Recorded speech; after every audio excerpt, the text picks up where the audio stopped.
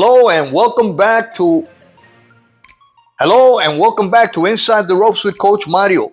Coach Mario, owner and head coach of Warriors Pride Boxing Academy here in Miami, Florida. Hello guys, today we're diving into the world of boxing legends, focusing on fighters who didn't just win their titles but defended them successfully more than 10 times. These champions displayed incredible skill, determination, and resilience. I also want to take this opportunity to share a little bit of history with younger fans of the sport who might not have heard about these incredible fighters. So let's jump right in. First, we have the legendary Joe Louis, also known as the Brown Bomber. Louis held the heavyweight title from 1937 to 1949, making an astounding 25 successful title defenses. His reign is the longest in heavyweight history, and his power and precision in the ring were unmatched. Louis's dominance in the heavyweight division set a standard for future champions. Louis's most notable defense includes the first-round knockout of Max Schmeling in the rematch and his victory over Billy Conn, where he showcased his ability to adapt and overcome challenges in the ring. Joe Louis's legacy is cemented as one of the greatest heavyweights of all time. Lastly, let's highlight Felix Tito Trinidad, one of Puerto Rico's greatest boxing champions. Trinidad held the IBF welterweight title for 7 years, making 15 successful defenses from 1993 to 1999. Known for his powerful left hook and relentless aggression, Trinidad was a force to be reckoned with inside the ring. Trinidad's most notable defenses include his victories over fighters like Yori Boy Campas and Obakar. His ability to come back from knockdowns and dominate his opponents showcased his heart and resilience. Trinidad's exciting fighting style and charisma made him a beloved figure in boxing and solidified his place in sports history. Now, let's compare these past legends to some modern-day boxers. Today, we see a trend where fighters often win a title and then move up in weight to challenge easier, hand-picked, weak champions, rather than defending their titles multiple times or unifying the division. Why is that? Why the change?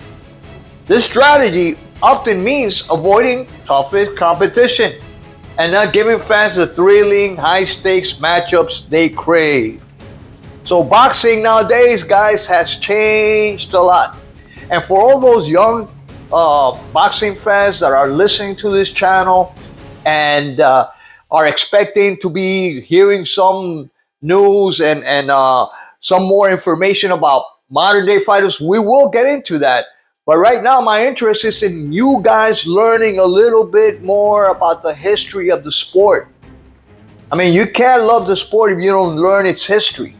A lot of people that come to my gym and I ask them, who's your favorite fighter? They just tell me,